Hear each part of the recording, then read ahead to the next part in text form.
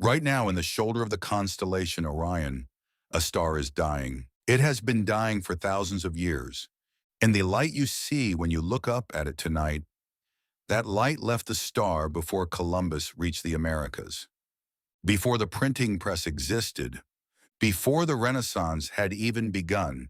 You are looking at ancient history, and sometime between right now and the next 100,000 years, that star is going to explode. When it does, it will be the most spectacular event any human being has ever witnessed in the night sky. It will be visible in broad daylight. You will be able to read by its light at midnight. It will change the night sky permanently. And here's the part nobody is saying out loud. It might already be gone. It may have exploded 700 years ago. We just don't know yet, because the light hasn't reached us. The star is called Betelgeuse. It sits roughly 700 light years from Earth, which means the light we see from it tonight is 700 years old by the time it reaches our eyes. We are looking at the star as it existed in the early 14th century. The star as it exists right now, today, is entirely unknown to us. Betelgeuse is a red supergiant. That classification is not just a label. It tells you the entire story of what is happening to the star. Stars like our sun burn hydrogen at their core for billions of years. Betelgeuse did the same, but it burned through its hydrogen supply so fast, so recklessly, that its entire main sequence lifespan lasted only about 8 million years. Our sun is 4.6 billion years old. By comparison, Betelgeuse burned through the equivalent of its life in a fraction of the time. When a star exhausts its hydrogen, it expands dramatically. The outer layers balloon outward as the core contracts and searches for something new to burn. The star becomes a red supergiant, bloated, unstable, luminous beyond anything in its earlier life. This is where Betelgeuse is now. It is in the final phase of its existence, and the scale of what this means is almost impossible to hold in your mind. The size, a number that doesn't fit in the brain. Betelgeuse is estimated to be between 640 and 1,400 times the diameter of our sun. I want you to sit with that for a moment. Our sun is 1.4 million kilometers wide. If you lined up 109 Earths side by side, you'd stretch from one edge of the sun to the other. Betelgeuse is up to 1,400 times wider than that. Here's the way astronomers make this make sense. And it's the detail that tends to stop people. If you took Betelgeuse and placed it at the center of our solar system, in the exact position where our sun sits today, its surface would extend past the orbit of Jupiter. Mercury, gone, consumed. Venus, gone. Earth, gone, swallowed inside the star. Mars, gone. Jupiter, the largest planet in our solar system, gone. Only Saturn, at roughly 886 million miles from the center, would remain outside the star's surface. You would be standing on Saturn looking at the sky and seeing nothing but star in every direction. That is the size of what is burning in the shoulder of Orion right now. The Great Dimming, 2019 to 2020. In October of 2019, Betelgeuse began to dim. At first it was subtle, the kind of thing only serious observers notice. Betelgeuse naturally varies in brightness over cycles of roughly 420 days. A little dimmer, a little brighter. Normal, but by late November something was clearly wrong. By December of 2019, Betelgeuse had lost 40% of its visible brightness. By February of 2020, it had dimmed by over 60%, more than at any point in recorded astronomical history. Yet astronomers around the world stopped what they were doing. The phrase began appearing in scientific papers, in telescopes, in urgent emails between observatories. Was this it? Was Betelgeuse about to go supernova? For several weeks, there was genuine scientific uncertainty. Not panic. Scientists are careful, but real, substantive, peer-reviewed uncertainty about whether this star was about to explode. Some models suggested the first sign of an imminent supernova would be exactly this: a rapid, dramatic dimming before the final detonation. And then slowly, the star began to brighten again. By April of 2020, it had largely recovered. When astronomers analyzed what had happened, they found something extraordinary. A massive plume of plasma had erupted from the surface of the star, a convective bubble larger than our entire sun. And when it reached the upper atmosphere, it cooled rapidly and condensed into a cloud of dust. That dust cloud, ejected at speeds of around 200,000 miles per hour, had temporarily blocked the star's light from reaching Earth. It wasn't dying, it was coughing. A star 700 times the size of our sun had coughed, and we saw it from 700 light years away. What the explosion will look like. When Betelgeuse does go supernova, and it will, the event will be unlike anything in recorded human history. It will be, by a significant margin, the most dramatic astronomical event any living human being has ever seen. In the first days, Betelgeuse will flare to roughly the brightness of the full moon, but it will be a point of light, a single, impossibly bright star, where before there was a dim red dot. It will be visible in full daylight.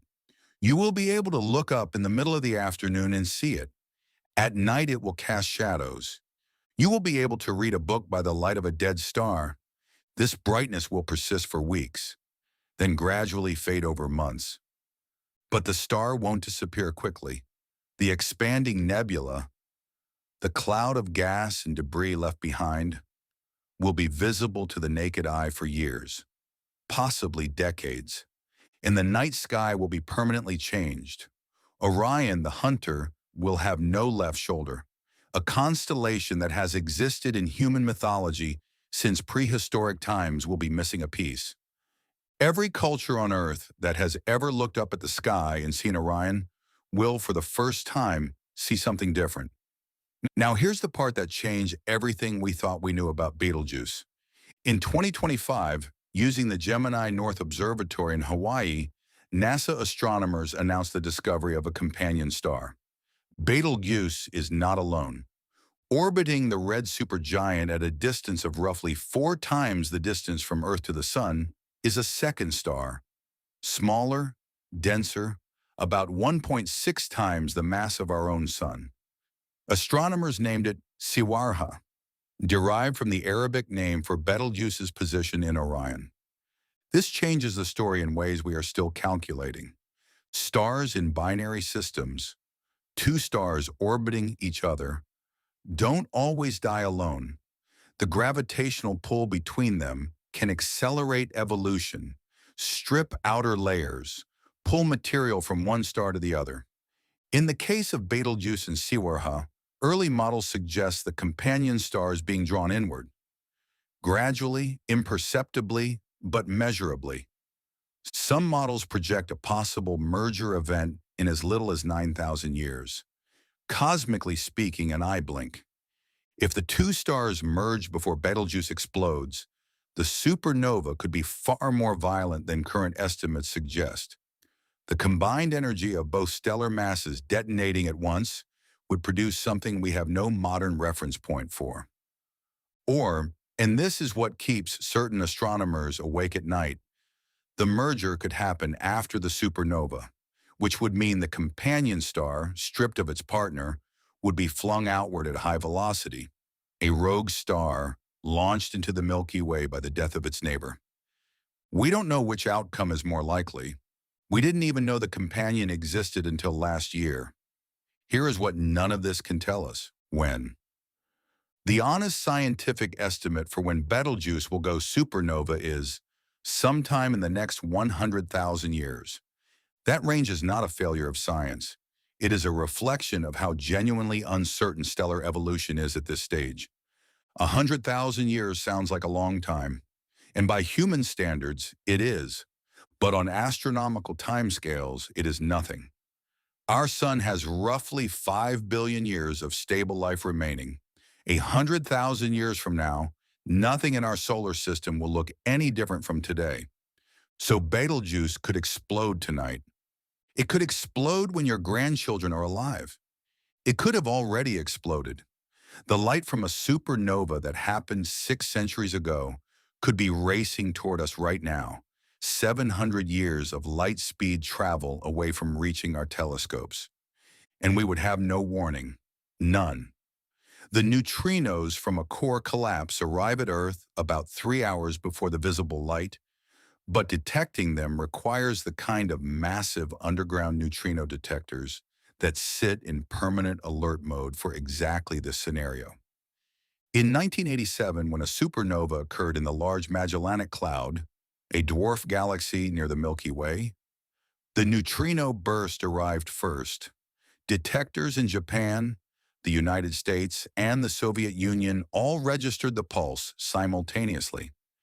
If Betelgeuse goes tonight, within 3 hours of those detectors lighting up, every person on Earth who steps outside will see the second star appear in the daylight sky. They just won't know why. Not at first. Here's what I keep thinking about. Every culture that has ever existed on this planet has looked up at Orion. It is one of the most universally recognized constellations across all of human history. In ancient Egypt, in Mesopotamia, in the Americas, in China, people separated by oceans and centuries all looked at the same set of stars and drew the same figure. The left shoulder of that figure is Betelgeuse. And some night, maybe in our lifetime, maybe in our children's lifetime, maybe in 1,000 years, someone is going to step outside and look up, and the shoulder of Orion is going to be missing. Instead of a faint reddish star, there will be a light so bright it throws shadows at midnight. It will be the most spectacular thing any living human has ever seen in the sky. And the star that caused it died, from our perspective, 700 years ago. We are just receiving the signal now. There is something in that I cannot fully articulate. The idea that the universe operates on timescales we can barely comprehend. That the light we see is always the past. That the present state of everything we look at in the night sky is unknowable to us. We are watching ghosts. Beautiful, ancient, dying ghosts. And one of them, very soon in cosmic terms, is going to put on the greatest show the human race has ever witnessed. If you've ever questioned reality, you're in the right place. This is Midnight Fact Society.